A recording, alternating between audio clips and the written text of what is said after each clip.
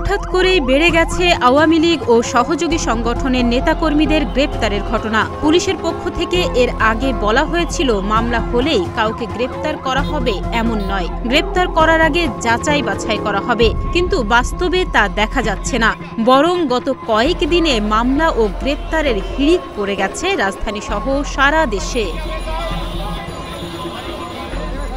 গত 2 দিনে যুবলীগ, ছাত্রলীগ সহ আওয়ামী লীগের বিভিন্ন পর্যায়ের অন্তত 30 নেতাকে গ্রেপ্তার করা হয়েছে। সারা দেশে একের পর এক গ্রেপ্তারের ঘটনা নিয়ে নানা আলোচনা সমালোচনাও দেখা দিয়েছে। গ্রেপ্তার আতঙ্কে ভুগছেন আওয়ামী লীগের রাজনীতিতে সম্পৃক্ত নেতাকর্মীরা, এমনকি যারা কোনো ধরনের অপরাধ, দুর্নীতি বা রাজনৈতিক সহিংসতার সাথে সম্পৃক্ত ছিলেন না, তারাও ভয়ে এলাকা ছাড়ছেন।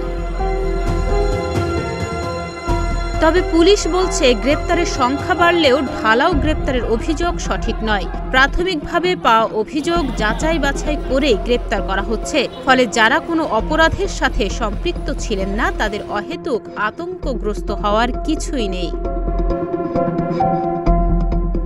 এদিকে নাম প্রকাশে অনিচ্ছুক একটি সূত্র জানিয়েছে, সম্প্রতি স্বরাষ্ট্র উপদেষ্টা ও আইজিপি সহ একটি বৈঠক হয়েছে, যেখানে আওয়ামী লীগের পদধারী বর্তমান ও সাবেক নেতাকর্মীদের গ্রেপ্তার করার জন্য সংশ্লিষ্টদের নির্দেশনা দেয়া হয়। এরপরই গ্রেপ্তার অভিযান জোরদার হয়েছে। গত 5 আগস্ট ছাত্র জনতার অভ্যুত্থানের মধ্য দিয়ে অন্তর্বর্তী সরকার ক্ষমতা নেয়ার কয়েকদিন পর থেকেই মূলত শুরু হয় মামলা ও গ্রেপ্তারের পালা। পুলিশ সদর দপ্তর বলছে 5 আগস্টের পর থেকে গতকাল পর্যন্ত প্রায় 2000 মামলা হয়েছে। আন্দোলনে ছাত্র জনতার ওপর হামলা, হত্যা, ভাঙচুর সহ বিভিন্ন অভিযোগে দায়ের হওয়া মামলায় এখনো পর্যন্ত 39 জন নির্দেশদাতা সহ 1500 জনকে গ্রেপ্তার করা হয়েছে। এরা সবাই আওয়ামী লীগ ও তার সহযোগী সংগঠনের নেতাকর্মী। মামলা ও গ্রেপ্তার প্রসঙ্গে স্বরাষ্ট্র উপদেষ্টা মোহাম্মদ জাহাঙ্গীর আলম চৌধুরী বলেন, যারা মামলা দিচ্ছে তারা সাধারণ মানুষ। দীর্ঘদিনের ক্ষোভ আর বঞ্চনার শিকার হয়ে অনেকে মামলা দিচ্ছেন।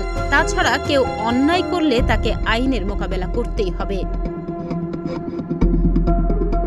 এখনো পর্যন্ত যারা গ্রেপ্তার হয়েছেন তাদের মধ্যে সাবেক প্রধানমন্ত্রীর বিনিয়োগ বিষয়ক উপদেষ্টা সালমান এফ রহমান, সাবেক আইনমন্ত্রী আনিসুল হক, সাবেক জনপ্রশাসন মন্ত্রী ফরহাদ হোসেন, সাবেক মন্ত্রী আসাদুজ্জামান নূর, সাবেক তথ্য প্রযুক্তি প্রতিমন্ত্রী জুনায়েদ আহমেদ পলক, সাবেক বাণিজ্য মন্ত্রী টিপু মুন্সি, সাবেক শিক্ষামন্ত্রী ডক্টর দীপু মনি, ভোরের কাগজের সম্পাদক শ্যামল দত্ত, ডায়মন্ড ওয়ার্ল্ডের ব্যবস্থাপনা পরিচালক দিলীপ কুমার আগরওয়ালা, সাবেক স্বরাষ্ট্র সচিব জাহাঙ্গীর আলম সহ অনেকে।